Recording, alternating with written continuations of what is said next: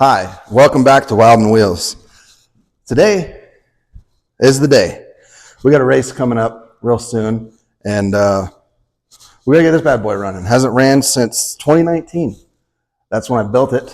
I bought it as just a frame and 2 tires, and we replaced the tires. So the only thing on here that's original to when I bought it, I'll put a picture up of it when I bought it, is the frame. That's it. I did everything else to it. So I bought this particular one. It's a Baja Motorsports. I don't know if any of you guys remember that brand back in the day, the Baja Motorsports mini bikes. You could buy them at Checkers.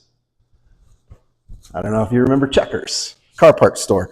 But yeah, and so that's what we got for my Christmas one year. I got it when I was a kid, and I had a Baja Motorsports. I had this exact style right here, the one with the Springer front end. It's a terrible front end. There's many times I have contemplated just deleting the Springer front end. I got this one specifically because once I got older and had a job and had money, and I was like, hey, I remember having that mini bike and how much fun it was, and I'd like to have it again. So I went out and I found one, and I searched for the Springer front end version of it. But I don't know if you can kind of see off in the corner over there. That was the predecessor, not the predecessor. It's the wrong word. Successor to the Springer front end was a front end. Can you see that a little bit? The successor to the Springer front end was the front end that looks more like a regular motorcycle and has suspension that actually works. This just, you watch your front tire do this while you're going down the road. It doesn't really do anything. If I say that, it probably actually does quite a bit compared to just having a solid front end on it. But the handlebars are a little on the flimsy side. The way they have them attached up here is a little cheesy. And maybe we'll try to figure out a way to beef that up someday. But today, we're going to pull this fuel tank off. This guy leaks. It's an actual original peanut tank off from the 60s from Southern California. It's got a sticker on the inside of it. When we go to pull it off, I hope the sticker's still there. I'll show you the sticker. It's pretty cool. It's a handmade fuel tank from the 60s. So if any of you guys out there want it, let me know. It just needs to be rebrazed. I attempted to rebraze the tank several times, and this is not my strong suit, and I did not want to weld it. I wanted to keep it as original as possible. Other than that, there's nothing wrong with the tank. I'm just not good at it. And so I have a tank right here, which is also roughly the same size. This is just a, Chinesium version. And so we're just going to be swapping it out. Maybe someday if I get the courage to try again. It's difficult when you're brazing something together. It's got to hold gasoline. Gasoline's a lot more, it leaks easier than water does. It'd probably hold water, it just won't hold gasoline. So, yeah, so let's pull the tank off, pull the carburetor off. This is stuck. It's okay. We got a new one of those. Get the carburetor off. We're going to change the oil. I am also going to get rid of this kill switch right here on the side of the engine, and I'm going to be putting it up here on the handlebars, and then change the oil, clean it up, make it look nice, put a different fuel tank on there, and it should be ready to roll. I didn't have any issues with it when I parked it. I got busy with life and work and everything, so it's time to bring it back around so we can go racing. Okay, let's stop talking and let's pull this seat off. I went with the tractor seat because those of you who had these back in the day, they had like a bike seat. Sat on a pedestal, the whole 9 yards. They were terrible. Literally, worst seat ever. super uncomfortable. You ride the thing around for not very long.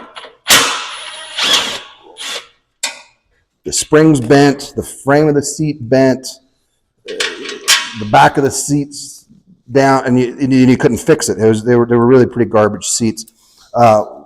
When they went to the next model of Minibike, they completely redesigned the seat. Also, the bike seat style they had, it was like a Springer, it had the springs built into it, was very small. It was not a comfortable seat at all. And when I bought this bike, I don't remember. I'll have to look at the picture. And you've already seen the picture, if it had a seat on it or not.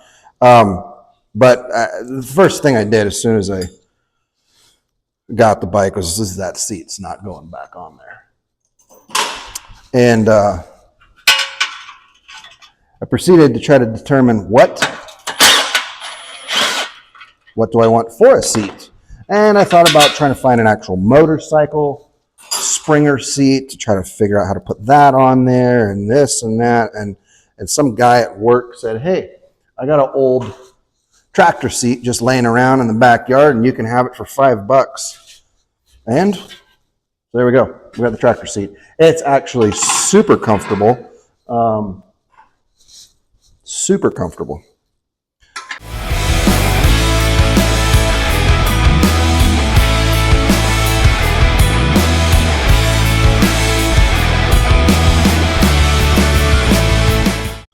All right. Oh, it's got a little bit of gas still in it. As you can tell. Leaking out of the back. Yeah, it is off. Okay. So there's the fuel tank. Now we are going to save that petcock. We're going to have to put it onto this tank. But I'm kind of thinking, I even put these little rubber pads on there to isolate the fuel tank from the frame so it doesn't rattle and vibrate. Yeah, let's look at the... Nope, I destroyed the sticker. It's a shame. Okay, no sticker showing its heritage. The carb that's probably gummed up, and that's the reason why it's not moving. But we got a new one. Also, I did go ahead, just went out on a limb, and I bought hydraulic disc brakes. Yep, we're going to be putting those on there too. And when I went to go buy these hydraulic disc brakes, I didn't realize, but at Go Power Sports, you can buy a rear wheel for these mini bikes without the drum brakes built into them, and with a thing for the disc brake. It's pretty cool. So that's what we're going to do. That'll be later on down the road. It's not critical. It does have brakes. Oh, that fuel line just turned into gum. That's fine. Don't you just love modern day gasolines? We got the hydraulic disc brakes, but here on the old Amazon website, like always, you know, there's a kit. You can buy just a kit. And that's what we did. The kit was approximately $40, and it came with new throttle cable, new grip, all the chingadairs. It came with the adapter, came with a fuel filter, and it came with all the jets. It came with gaskets, came with another cheap Chinesium carburetor with the O-ring installed already. It came with an air filter, which is, these aren't really air filters. They're just to make you feel good. It came with a new clutch or a throttle cable and a kill switch, you know, the handlebar mount side, and fuel line. It's literally get your mini bike running in one box, and it was $40. All right, we gotta So I was just showing you that kit, and I'll go ahead and throw that down in the description down below. It is specifically for basically a Honda or Honda clone, because they're the same. But $40. So you got a mini bike sitting in the garage that's been sitting for years, and you're like, yep, my carburetor looks exactly the same. Well, here you go. It's $40. This is everything that you're going to possibly need to get your bike back on the trail for $40. It's all of it. So it's just kind of a nice little one-stop shop, kind of a deal.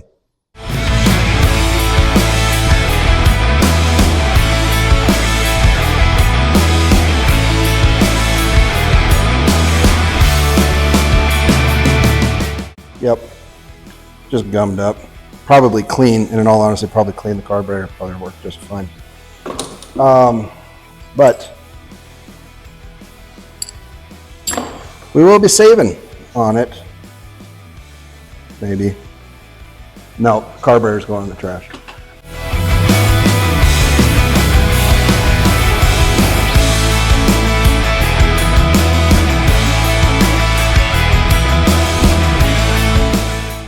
I literally kept an Allen wrench and spare screws. I'd be cruising down the road, and then suddenly it'd just start running like garbage. I look down, the carburetor would be half hanging off. Sometimes a bolt would be missing.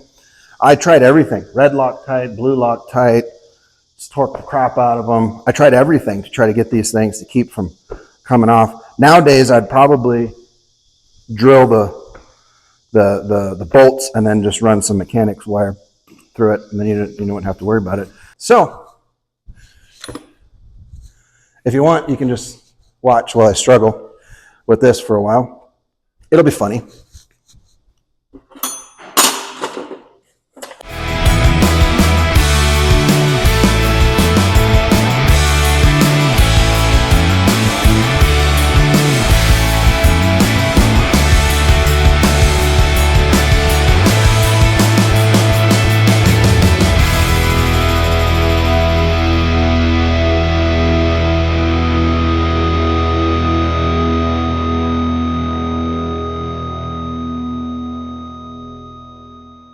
Yeah, this one is actually quite a bit larger in diameter. I mean, in all honesty, though, let's be honest, it's not gonna make that big of a difference.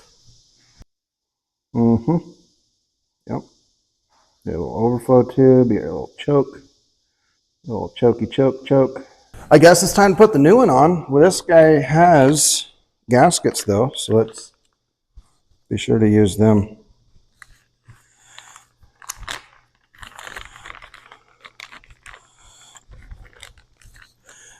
Oh, it comes with a fancy pants little Allen wrench too. It even comes with the tools. You need nothing to install this carburetor. Okay, gasket. That gasket's way too small. It blocks off half the dang intake.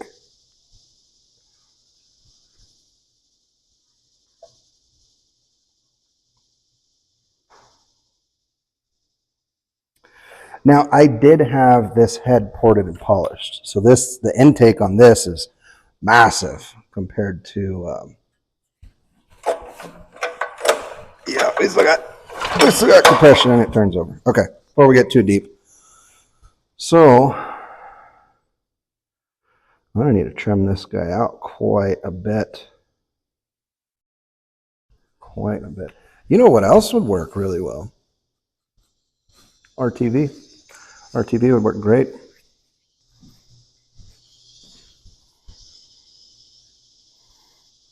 All right. So this one's specifically designed for flanges.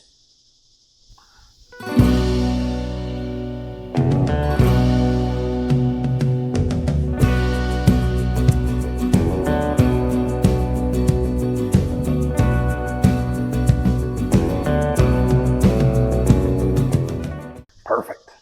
Guten tight.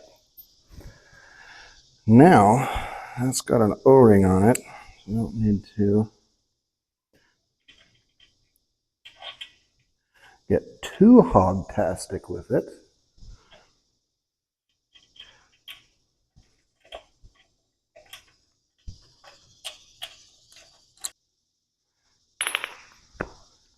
I put it on upside down. It's backwards. So we're going to go ahead and do the right thing and take this completely off. Waste all of our time that we wasted putting it on. It's fine.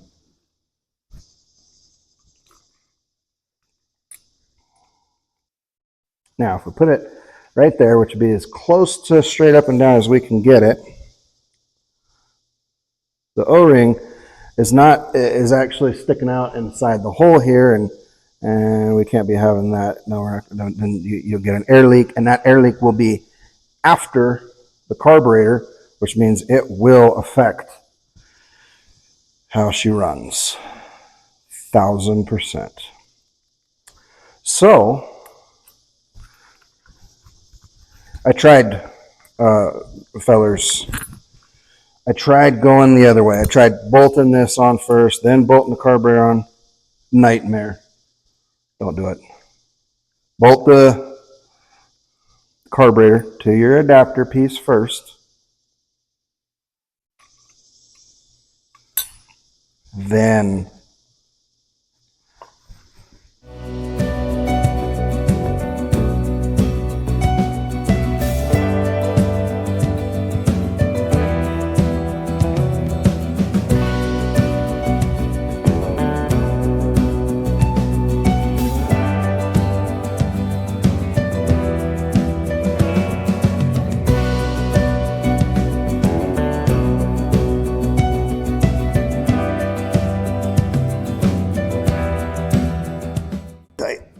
okay. Guten tight. Perfect. Okay, carburetor is installed. She's ready to ride.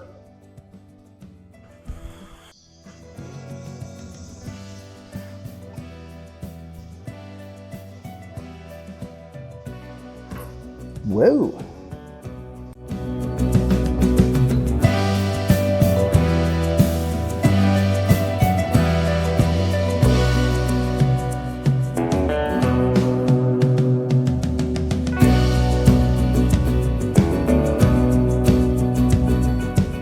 Oh, this one has a much better retention design.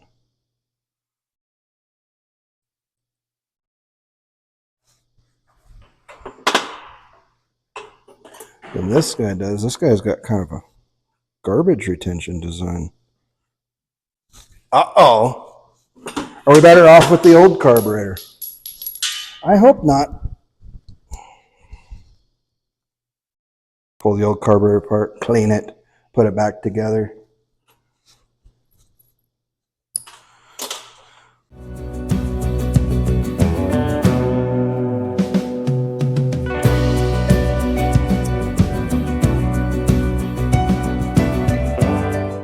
All right. So the way I like to do these just makes it a little bit more easier. So the explanation on the way these things work. Let's put the gasket over here. Okay, so you got your cap, right? You got your little rubber doodad. That goes onto the cap, keeps dirt and dust out. Now, the whole purpose of this cap is it uses this little nub on the end of the throttle cable there, and that cap can't go any further. And so you're working against the cap and the actual sleeve of the cable. Put your spring on. Pull the spring back. You got this nice long slit right on the side of it, and if you look at the end, there's a little roundy spot. Let me do that on camera. Put the cable in, the little nipple on the end of the cable goes over the top, and then you pull it back down. Then, well, put some tension on this end of the cable. This is how it should look when you're done with it. That spring is actually kind of what's really holding all the the doodads together. Then when you drop it down into the carburetor, that spring this is your return spring. It's very important that it's there. It also helps, you know, it gives it the action when you slide her up and down. So once you've got that on there, I like to slide the boot up. And then now you got a good air, dirt, dust-ish tight seal. You may be wondering, is there a right way and a wrong way to... Yep, there sure is. There's a little pin on the back side of the carburetor facing forward. And then there's a big pin on the front side of the carburetor facing this way. And the little pin on the back is going to ride in that same slot that you used to put the cable in. So it rides in the same spot. So just you slide it in. Okay. Let's get our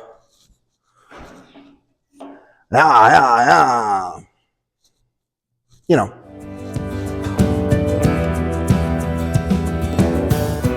So you can see right here we got some, I mean, well, come over here and look, I'll show you. But so you can see you twist it and basically we have this much. Now at this point we're activating the throttle, but this little bit right here, that's what we're going to use to adjust this. You don't use this to adjust your idle.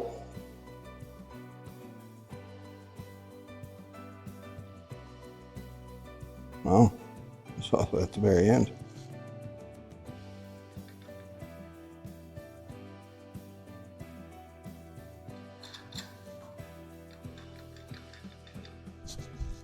We need a better.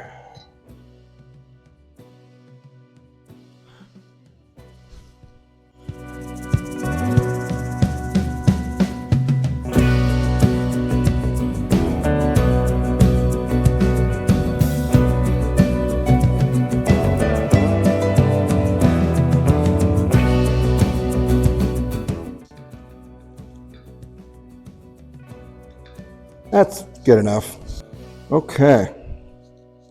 So, thinking about putting the kill switch in this general vicinity here. It's pretty simple. It's just a simple little on-off kill switch, which is perfect. It's exactly what I want.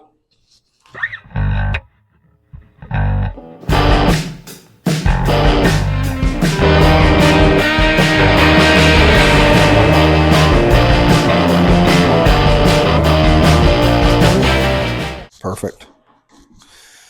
We need probably at least another 2 feet. So I think what I'm going to do is get some speaker wire and just make... All right. The front hole is going to go up there. That's fine. The back hole. Nope. We're going to have to drill a new hole in the frame. Unfortunately, the frame of the bike.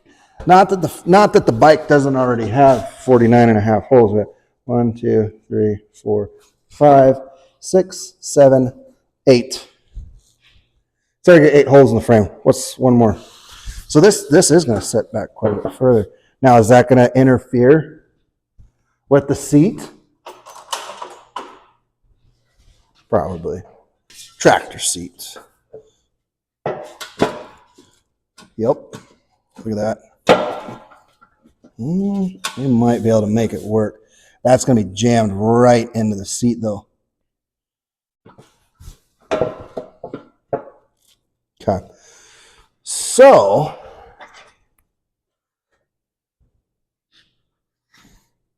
nice. It's also a huge gas tank. I mean, look at that thing. It's freaking massive. Mm-hmm.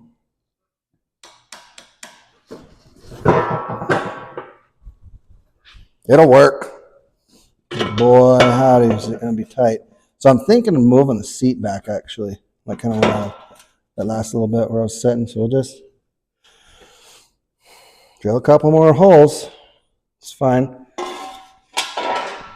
Also, this thing doesn't even have a hole in that tang on the back, which is kind of standard. You know, your motorcycle, generally this piece will slide underneath the seat, and then you put your one bolt in, and there's, you know, the frame, the seats all kind of. This guy, I don't know where this thing came from. It's fully welded. My buddy Steven gave it to me. He bought it for his mini bike, and then he decided he didn't like it. One of the things I do like about these old Bajas here, is they were a really heavy duty. I mean, that's a heavy duty steel fender right there. That's not cheesy plastic. Like, I've been sitting on that fender. That's how the seat was mounted. I literally just bolted it right to the fender. And this thing it's been repaired. She's got some cracks. She's probably got some serious miles. I have no idea. I'm not a tractor guy that much, like farm tractor. So I have no idea. Somebody probably look at this and go, "Oh, that's a seat off of a New Holland or a Ford or a." I have no idea. Anyway, a guy gave it to me for $5. That's about all I know. All right. So actually, if you check it out, we got green and a black wire, and I found green and brown wire. That's pretty close. So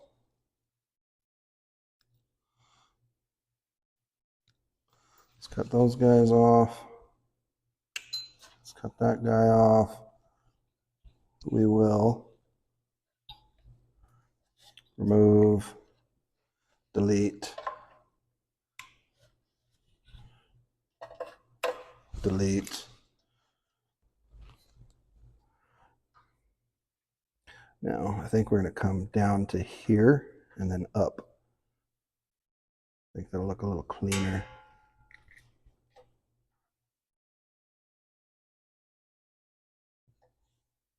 And then it's probably about here, so that should be about long enough right there.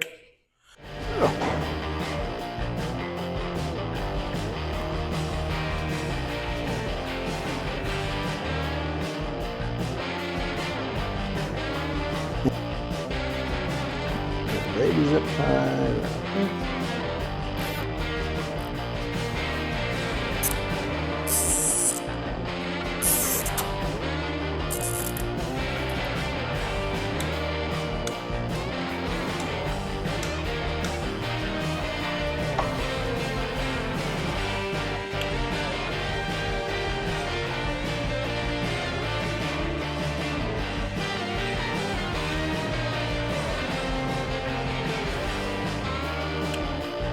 Someday, I'll go through the effort of taking the cover off and removing our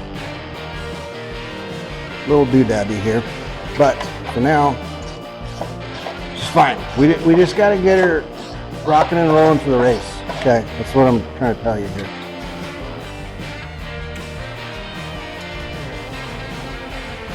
Yeah.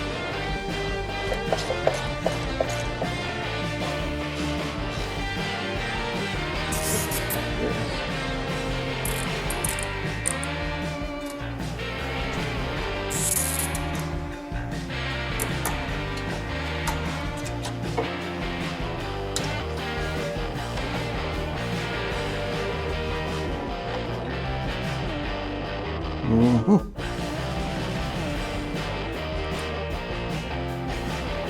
Sure. It's got a be a filter on it. All right, so we're back today.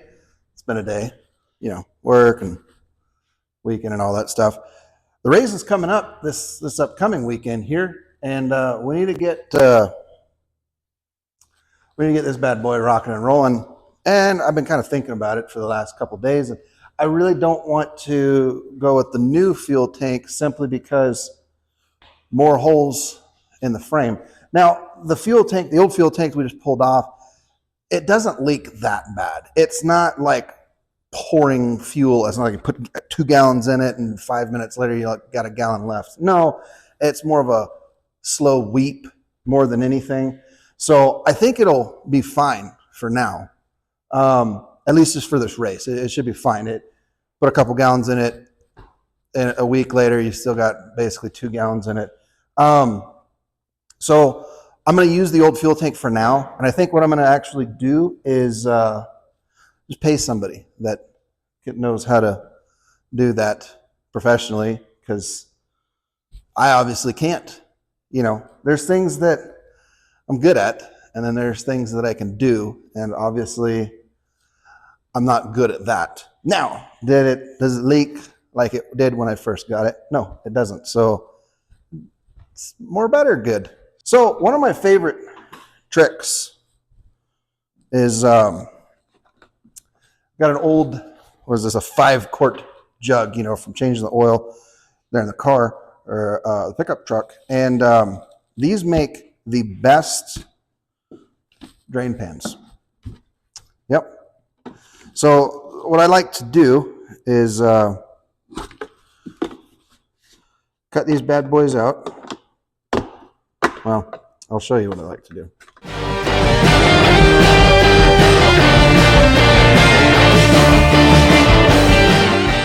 Boom, just like that. Perfect little drain pan, and it's easy to pour out. I actually generally keep one of these around for quite a while until it gets pretty nasty and grungy, and then I'll throw it away, and the next time I do an oil change, I get a new one. Definitely one of my favorite life hacks, that's for sure. So if you're out there thinking, I need to learn a new life hack today, there you go, life hack.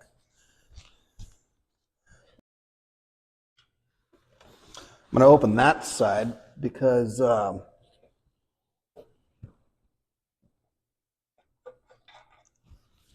it's got a little bit of a lean to it. Of course, you know me, went ahead and bought the best motor oil you can possibly get your hands on. No, it's racing oil. You know what makes that oil racing oil? I'm going to put that oil in it and I'm going to go race it. Racing oil. All right. So today, after work, swung by, found somebody on the old Face Market.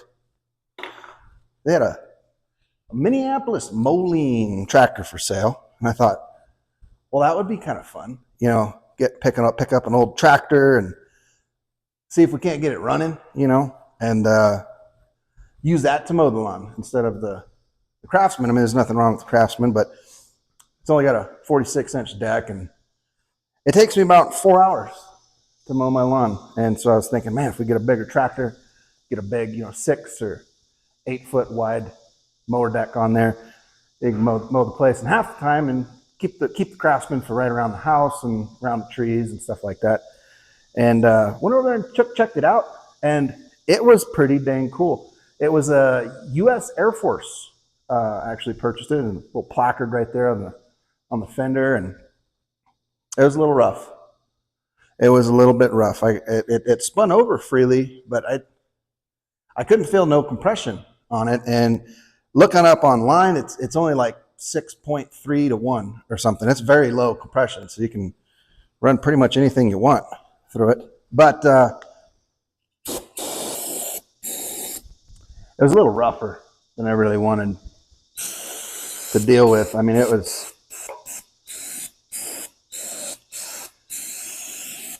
could you get it to run? Yeah, I'm sure you could. But can you get it to like do work? Probably not. She was rough. She was real rough. So,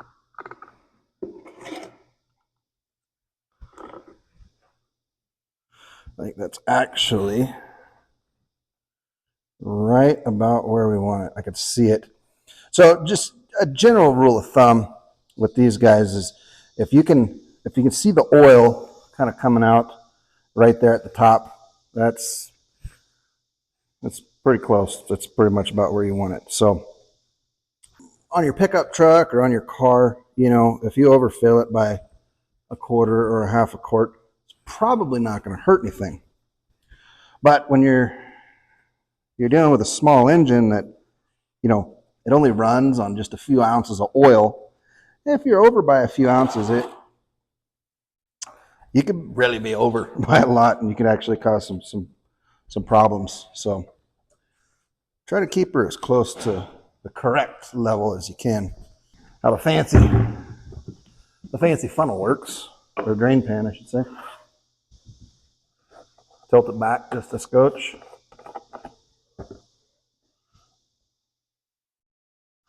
Boom shakalaka. Look at that. Let's put the fuel tank on real quick.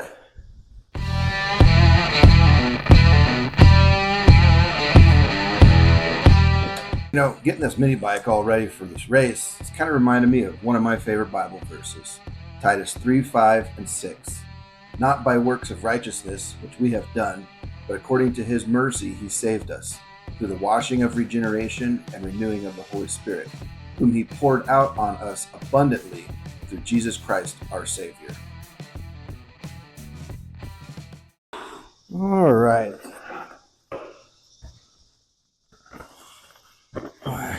What do we got in here? All kinds of goodies. There we go. All right. Why don't... Yep.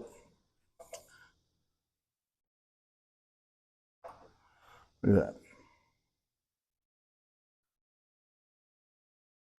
Let's call it right about there.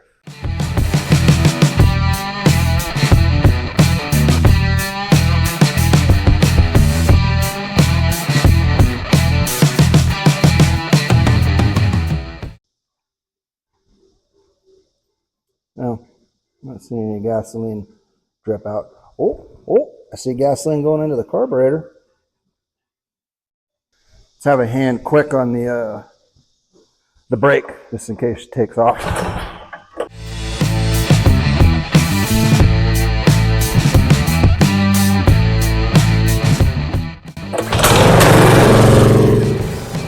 That's funny.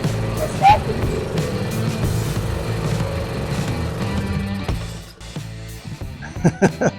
The kill switch is backwards. It's labeled backwards.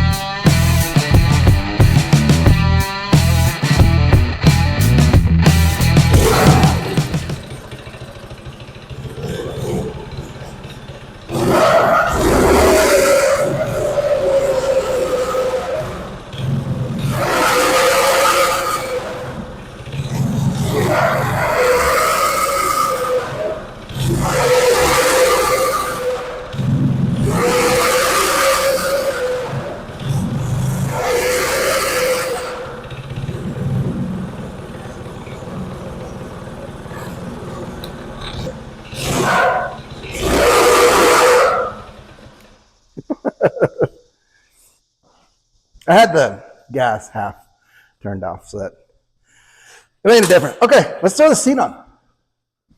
Let's go take her for a spin.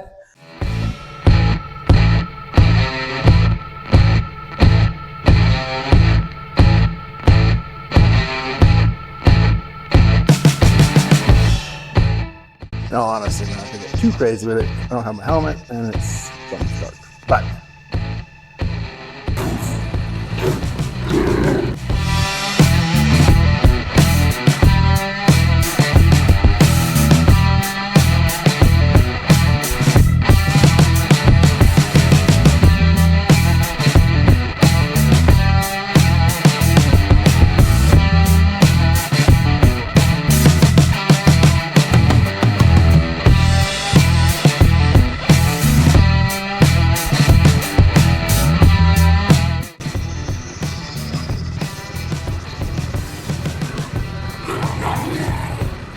all right, we got this bad boy running once again. It's running like crap. It's absolute garbage. It's got about maybe 50% power. Not really. The burnout was obvious. It should have just melted that tire right off, and it didn't. So tomorrow, We're gonna get right back at this, and we're gonna start tuning the carburetor. This carburetor is, you know, it's Chinesium, so obviously it's cheapest one I get my hands on. And the only reason I bought this one is because it came with jets. Because usually when you buy those, they don't come with any jets, and then to go buy a set of jets is, you know, another 10 or 15 bucks. And that one was, it came with everything. It came with a new throttle cable. It came with the kill switch. We just had to add some speaker wire in there to make that work. And it's labeled backwards, by the way. So normally the on button is a small one. The off one is the big one on the top. This one was backwards. So I was thinking, well, it's odd. Usually the big one's off, but it is. It's labeled backwards. But that's actually great. It's like an anti-theft device. You know, somebody tries to hop on it and go, it's in the on, the wild stuff. But yeah, no. So we got to just do some quick tuning on the carburetor. We can get the full potential out of this, and then can't wait to show you. And then off to the races. It's gonna be a blast. I'm gonna have a good time, whether I win or not. I'm just gonna go out there, rip around on the old mini bike, and just have a blast. All right, we're gonna tune this carburetor up real quick. It wasn't running too hot last night. I mean, it ran, but just barely. So I'm gonna show you the old carburetor, kind of point things out and show you what I'm gonna be doing. This guy right here. So there's only two real adjustments that you can make on this carburetor. You've got your idle screw, which is right here on the side, and as you screw that in, it forces the little slide to go up, and so that's how you adjust your idle. The only other adjustment is down here on the bottom. I don't know if you can see in this one, but she's pretty corroded up. This is your fuel air adjustment. It's just one. Some, not all, but some carburetors will have a fuel screw and an air screw. This one's just all built into one. So what you're gonna do is you're gonna have to physically adjust the jets. Change the jet out. If it's running lean, change out the jet. There is a main jet and a pilot jet. 99% of the time, the pilot jet's fine, especially if you're gonna be using a VM22, which is the carburetor that we're using here. It's a knockoff of a Mikuni VM22. If you're going to be using the VM22, which is a knockoff of a Mikuni, which actually, I was looking at this one. This is the old one I pulled off, and it's an actual Mikuni made in Japan. So we might hang on to this guy and clean it up. But yeah, so these are knockoff. This one's definitely a knockoff Mikuni. But you change out the main jet, and then you can adjust the needle that's on the inside. We're going to kind of go over that a little bit. But just so when I'm telling you, like, oh, the screw here and the, you know. So one of them with a Predator, with a Predator 212 here, generally speaking, the factory jet is more than enough. Pilot jet, generally speaking, is more than enough for the engine. So you're not going to need to necessarily change out the pilot jet, but the main jet on most of these knockoff Mikunis, and I believe the factory Mikunis as well, they come with a 98 jet in them, generally speaking. So we're going to want to go ahead and right off the bat. Now, if you've got a Predator that's hopped up a little bit, you're going to need to definitely increase the jetting on that. If you have a Predator that's pretty stock, you can probably get away with the 98, maybe 100 or 105 would probably be fine. We're going to go ahead and just jump straight to 120 with this bad boy. And the way you know if the main jet's too much or too little is how she runs it wide open. The pilot, we're going to go over it all. Wow, that's some nasty looking fuel. It's probably got mixed in with whatever's left in the fuel tank. I don't think I'm going to put that back in. Let's go ahead and drop the bowl.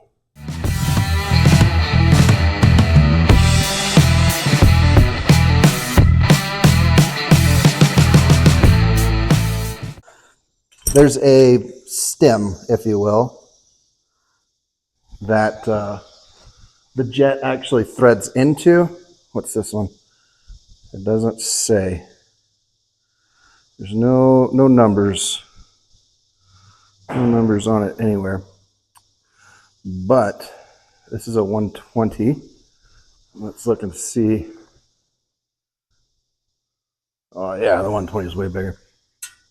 Okay, so there's like a brass threaded stem, if you will, that extends the down, and the main jet threads directly into that. That you don't want to take. That doesn't need to come off. So, and when you put the new jet in there, carefully, just snug. Okay, it's not under a lot of torque, so just snug. Okay, and then we'll start with that. So what I'm going to do, we're going to start out by running the screw all the way in until it's seated. Now, if you don't know, then I'm going to tell you.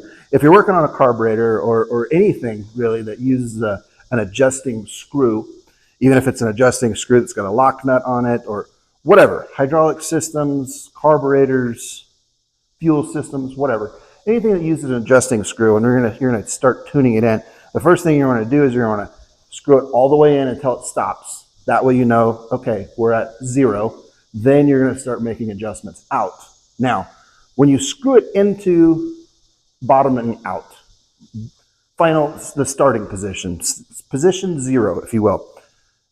Don't torque it down in there. Just run it in until it stops, and then stop. You don't have to just you don't want to do that. You'll mess up the seat, the wherever the little needle goes into. You'll mess up the needle. You have a possibility of bending it. A lot of times they're very small little pieces. You can break them, bend them. It'll make it almost impossible to tune in later. So just gentle. Okay, so once you get it all the way in,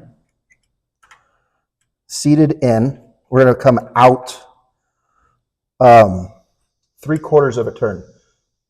So there's a half a turn, there's 3/4. We're going to eventually bring it out to probably around 1.5, but we'll start with that.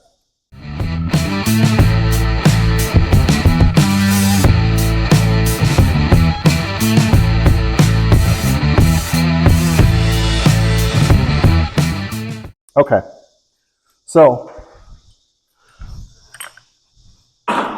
baby screwdriver, we're going to get it started. The very first thing we're going to do is we're going to start opening or screwing out the air fuel. The further you screw out on your air fuel screw, the more air you're going to be adding into it. You're going to be theoretically, you're going to be leaning it out. So as you do that, the RPMs are actually going to start to rise. And you're going to continue screwing it out until you get to the highest RPMs the engine will be running at. And we're not worried about setting the actual idle right this second, but we continue to screw it out until you get to a point where the RPMs reach a certain point, you screw it out a little further, and they don't go any higher. Then wherever you screwed it out, screw it back to where that's the highest. Then we can go ahead and start turning the idle screw. Then we'll start adjusting the idle screw down. Then we'll check and we'll see what the throttle responsiveness is. If it feels pretty responsive, we'll probably leave it. If it's not, if it feels a little sluggish, then we can go ahead and adjust the needle, the big needle on the top, and give it a little snappier response. So let's get her started.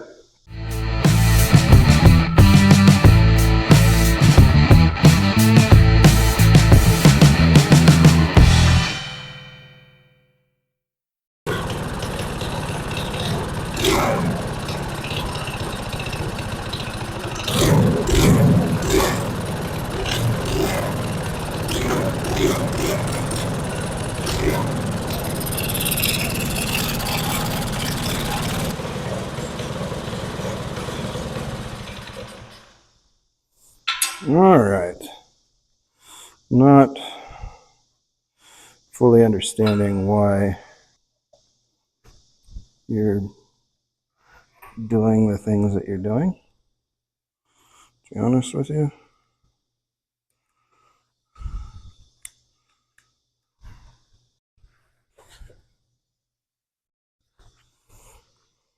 It's almost like that's not long enough.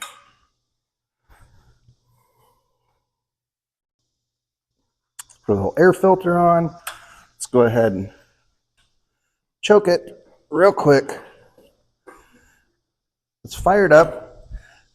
Let's go see what this 125 jet does, or 120. We did the 120. Yep, we did the 120. We might bump her up to the 125. We'll see.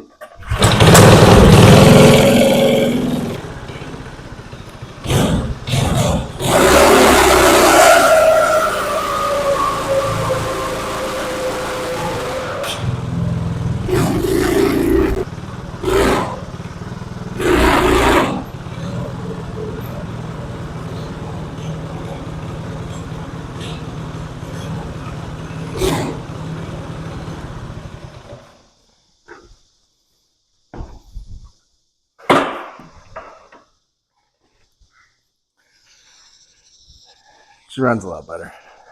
Did you notice I was able to do just a continuous burnout? It didn't bog down. I'm actually thinking about bumping it up to the 125. Yep. She's not, I think we got a little bit more we can get out of her. It's running a heck of a lot better. It's not flawless, but it's pretty close. And now, looking back at this thing and seeing that it's an actual genuine Mikuni, it's actually got some weight to it.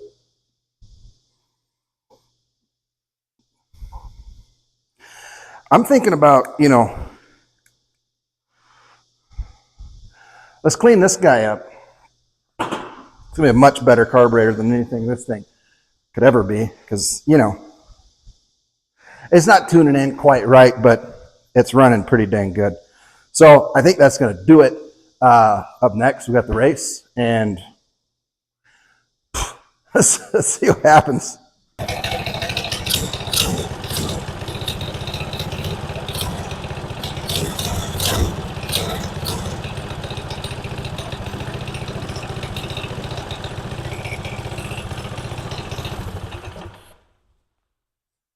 Well, there's been a turn of events.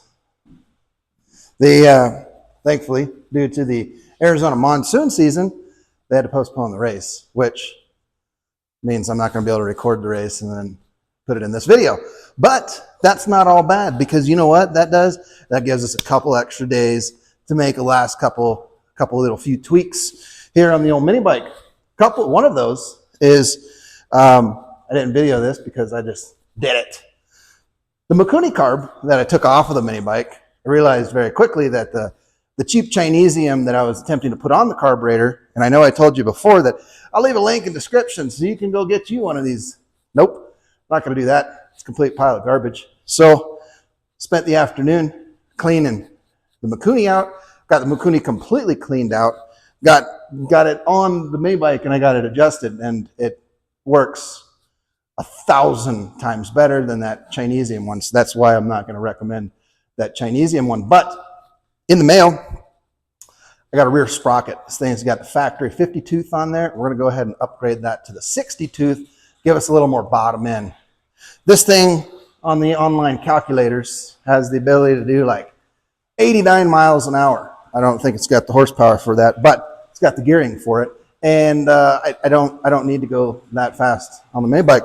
I think if the thing did 45, maybe 50, I'd be happy with that. So cut it in half. Unfortunately, adding 10 teeth on the rear is not going to cut it in half. We'd have to go to a 100 tooth on the rear, and I don't think the tire is big enough. But irregardless, it's going to give us a lot more on the bottom end.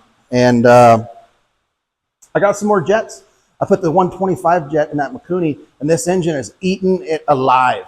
So I went ahead and bought jets. It's going to go all the way up to 155, and fingers crossed 155 is going to be enough for this engine. So yeah, you're just going to have to wait till next week. Next week, I'll show you the changing out the, it's raining right now, and that's why the races are canceled this weekend. So yeah, next week's video, we're going to be doing we're going to see the I can't talk. We're going to change out the sprocket in the rear. We're going to get the carburetor all tuned up. I am going to videotape the race, so you're still going to get to see that when the race actually occurs. But we're going to do a few other things. We're going to get this Mikuni, and we're going to tune it wide open to get this thing as much power as is humanly possible out of it. Also, we're going to get the bigger sprocket on there, and maybe a couple other things. So hang around. I'm not going to forget about you guys. It's raining cats and dogs now. It's so loud in here. So, okay, next week. I'll see you next week. Thanks for stopping by. Thanks for watching me. And it means a lot to me. It really does. I never expected to see this many people watching my videos. I've only been doing this for 2 months. So thank you. Thank you very much. I appreciate that. If you watched this video and you enjoyed it, please just subscribe. All it does is help me out. It doesn't cost you anything. Thanks for sticking by, and we'll see you next week.